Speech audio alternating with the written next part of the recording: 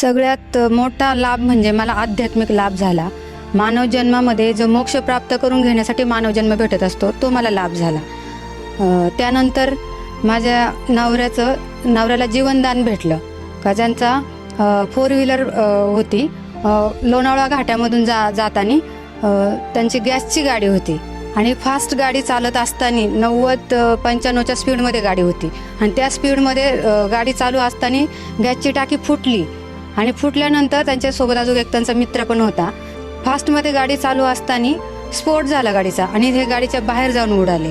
त्यांनी आल्याच्या नंतर सांगितलं असं असं माझ्यासोबत झालं. मला सांगितलं का तुम्ही माझं सर्व अंत्यविधी वगैरे उरकून बसले असते, माझ्यासोबत असं असं घडलं.